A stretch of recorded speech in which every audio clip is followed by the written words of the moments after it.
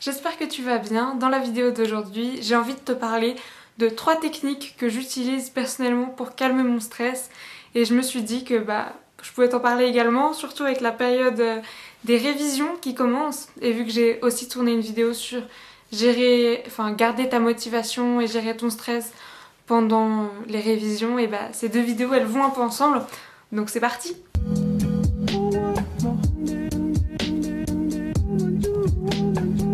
Moi c'est Julie, j'ai 21 ans et si tu me connais pas, je fais des vidéos pour t'aider à vivre ta meilleure vie en gros. Sans plus attendre, on va passer aux 3 techniques parce que vraiment, je sais pas, il y en a qui sont connues, il y en a qui sont moins connues, mais dans tous les cas, elles marchent toutes extrêmement bien, je trouve.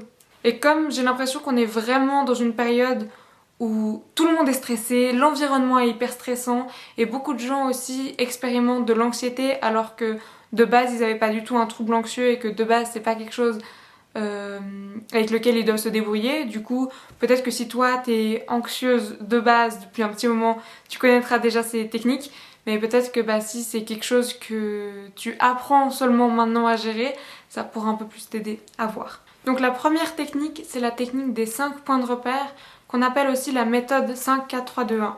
Donc l'idée, c'est de refocus l'attention de ton cerveau sur des choses très concrètes, à savoir ton environnement, pour pouvoir détourner son attention du stress que tu ressens.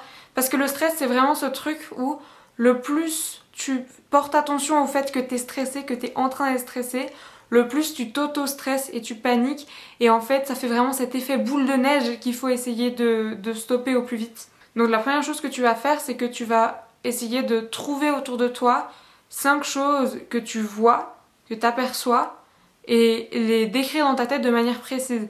Par exemple, là, je pourrais dire, je vois une bouillotte bleu foncé, nature et découverte, machin, et vraiment t'essayes de décrire la chose dans ta tête, et tu te concentres, voilà, on commence par le premier sens, le sens de la vue, donc tu trouves 5 choses autour de toi que tu peux voir, et tu les décris dans ta tête. Tu te concentres dessus. Ensuite, tu vas chercher à entendre 4 bruits. Donc moi, ça peut être j'entends ma coloc qui appuie sur les touches de son clavier, j'entends le voisin qui déplace ses meubles, j'entends les oiseaux dehors, j'entends le bruit de la bouilloire qui chauffe, j'entends des bruits de pas. Tu dois vraiment te concentrer pour essayer d'en trouver. Si jamais t'arrives pas à obtenir le compte exact, c'est pas grave, mais il faut vraiment essayer. Parce que si ça se trouve, t'es dans un endroit où il n'y a pas beaucoup de bruit, ça se trouve... encore la vue et l'ouïe, ça va, mais après on va passer aux autres sens et tu vas voir que ça peut être un peu plus compliqué. Donc il faut pas que tu commences à te stresser en disant que t'as pas 4 choses, sinon ça sert à rien. Ensuite, tu dois chercher à toucher 3 choses, donc ça c'est le sens du toucher. Donc ça peut être je sens le mur en béton, je sens... Et t'essayes vraiment de réfléchir aux matières, qu'est-ce que c'est mieux si c'est des matières différentes. Si tu fais que de toucher des vêtements par exemple, ce serait peut-être mieux de toucher le plancher, de toucher un miroir, vraiment pour que tu puisses te focus sur les différentes sensations. Ensuite, tu vas essayer de sentir 2 odeurs différentes. Donc ça peut être, tu sens l'odeur de ton parfum, tu sens l'odeur de la craie. Vraiment essayer de trouver des odeurs. Et si jamais tu sens rien du tout, c'est pas grave, tu peux aussi les imaginer. Et dans ce cas-là, il faut encore plus que ce soit réel. Tu peux te dire, ok, je sens l'odeur du déo, la première chose à laquelle tu penses, tu vois. Mais c'est mieux si c'est des choses réelles. Et enfin, le dernier sens, c'est le sens du goût. Du coup, il va falloir que tu essayes de goûter quelque chose. Ça peut être boire une gorgée d'eau, ça peut être manger une petite pastille à la menthe. Et vraiment, pareil, te concentrer sur quelle sensation est-ce que ça te procure. Donc ça, c'était pour la première technique. Maintenant, on va passer à la deuxième. C'est vraiment ma technique préférée et ça fait tellement longtemps que j'ai envie d'en parler dans une vidéo et juste que j'avais jamais l'opportunité, mais là c'est son moment de shine, donc je suis trop contente. Ça s'appelle la technique du lieu sûr. Donc ça, c'est si tu sens par exemple que t'es en train de spiraler hors de contrôle dans des scénarios catastrophes. C'est quelque chose que moi je fais beaucoup, surtout en période de stress intense. Tu peux essayer de fermer les yeux et de t'imaginer ton endroit calme idéal. Ça peut être un vrai endroit qui existe dans la réalité, comme ta chambre, comme ton appart. Ça peut également être un endroit imaginaire, ça peut être à l'intérieur, ça peut être à l'extérieur. Il n'y a pas beaucoup de règles, il faut juste que ce soit un endroit calme où tu peux te ressourcer. Et une fois que tu as choisi ton endroit, l'idée c'est d'y aller régulièrement à chaque fois que tu en as besoin pour te calmer, pour te ressourcer et d'y rester aussi longtemps que tu as besoin. Et là de nouveau, essaye d'inclure le plus de détails possible en t'appuyant sur tous les sens. Moi par exemple, ce que j'aime faire quand je vais dans mon lieu sûr, c'est de d'abord m'imaginer un escalier en bois qui mène à une porte et ensuite je dois ouvrir la porte pour arriver dans mon lieu sûr. L'avantage de ça, c'est que ça permet une transition facilitée entre la réalité et ton lieu sûr. J'ai l'impression que ça fait que c'est peut-être aussi un peu l'habitude, mais c'est plus facile de s'imaginer et de rester dans son imaginaire, de pas être déconcentré par les choses qui nous environnent pendant que tu es en train de t'imaginer des choses. C'est un peu comme la méditation au final. Donc je vais te donner un exemple d'à quoi ça peut ressembler avec mon propre lieu sûr, mais ça doit être quelque chose à toi. Probablement que sur internet, tu peux trouver des idées, éventuellement tu peux aller sur Pinterest, voir un peu des photos de paysages, des trucs ou comme ça. Mais l'idée c'est vraiment de te créer quelque chose à toi, qui te correspond. Moi par exemple, quand je traverse la porte, ce que je vois c'est que j'arrive dans une prairie avec de l'herbe toute verte, aucune trace d'herbe jaune parce que je déteste ça, l'herbe sèche. Non, c'est de l'herbe toute verte, toute grasse, tout chouette. Il y a un seul arbre dans cette prairie. Et c'est bien parce que du coup souvent tu peux t'appuyer contre l'arbre et tu sens l'écorce contre ton dos mais ça te fait pas mal. Il n'y a pas genre... ça doit vraiment inspirer au calme, donc typiquement il n'y a pas de fourmilière vers l'arbre. Il y en a souvent d'habitude mais là aucun insecte. Vraiment juste tu te poses dans l'herbe et avec tes doigts t'as l'impression que tu touches tu touches les brins d'herbe, tu vois quelle sensation ça te fait.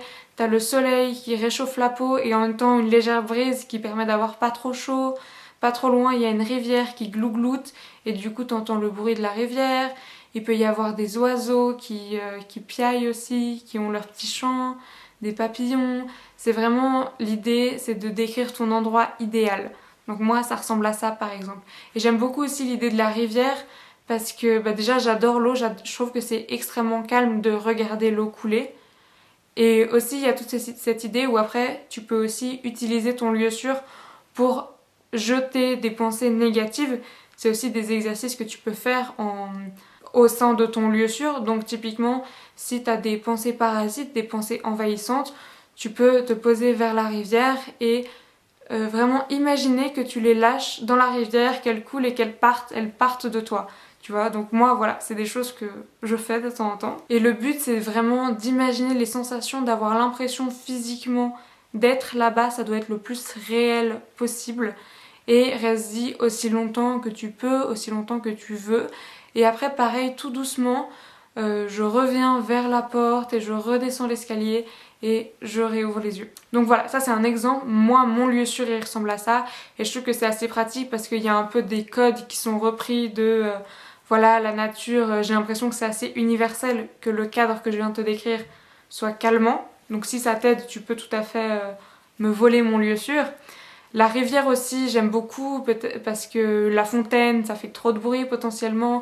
Là, c'est un ruisseau en fait que j'imagine, une petite rivière. Mais il y a aussi pas aucun souci si tu décides de prendre ta chambre. Beaucoup de personnes choisissent leur chambre d'enfant parce que c'est un endroit dans lequel tu te sens safe, sécurisé.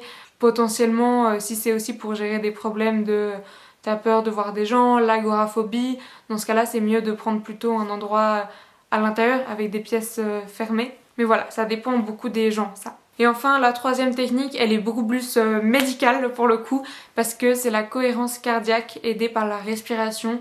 Je pense que t'en as beaucoup entendu parler déjà parce que il y a énormément d'apps maintenant de bien-être et justement contre le stress qui font ça, où en fait l'idée c'est de... Quand t'es stressé, ton cœur il bat plus vite. Et quand t'es pas stressé, ton cœur il bat lentement. Du coup, l'idée c'est de te déstresser physiquement en calmant les battements de ton cœur grâce à la respiration.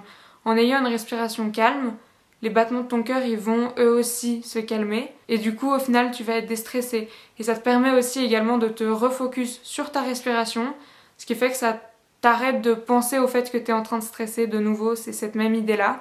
Et du coup il y a beaucoup d'applications, je vais t'en mettre quelques-unes à l'écran je pense, où vraiment généralement il y a une espèce de petit graphique que tu peux suivre et ça dit inspirer pendant plusieurs secondes, tu tiens un peu, ensuite tu relâches et souvent tu peux suivre un graphique qui fait Enfin, il y a ces applications, c'est soit un arbre, soit une goutte d'eau, il me semble, qui monte dans un petit flacon et ça redescend. Donc c'est aussi censé à ce que ce soit visuellement apaisant. Donc ça c'est pratique, c'est facile, c'est sur ton téléphone, du coup tu l'as tout le temps à portée de main. Si tu veux t'isoler 5 minutes dans les toilettes pour aller te calmer, personne n'y voit que du feu. Alors que le lieu sûr, c'est clairement quelque chose que tu peux faire que si t'es toi-même dans un environnement pas bruyant, calme, où tu sais que tu peux fermer les yeux pendant 10 minutes sans être dérangé, sans que les gens ils soient là, qu'est-ce que tu fous Julie, hein, tu vois, plutôt quelque chose que tu fais chez toi donc. Et voilà, c'est déjà la fin de cette vidéo, mais du coup j'espère que tu connaissais pas forcément toutes ces techniques, ou qu'en tout cas ça t'a fait une petite piqûre de rappel de peut-être les utiliser quand on a besoin. Et j'espère que cette vidéo elle t'a plu. Si c'est le cas, fais-le moi savoir en likant la vidéo et en t'abonnant à la chaîne si c'est pas déjà fait, parce que moi ça m'aide énormément et ça me permet de me rendre compte ce que t'apprécies le plus et de grandir un peu. Enfin on est une toute petite chaîne et ça me ferait plaisir si on pouvait grandir un peu plus. Je te fais des bisous, ça m'a fait hyper plaisir de te parler. Prends soin de toi et à la prochaine!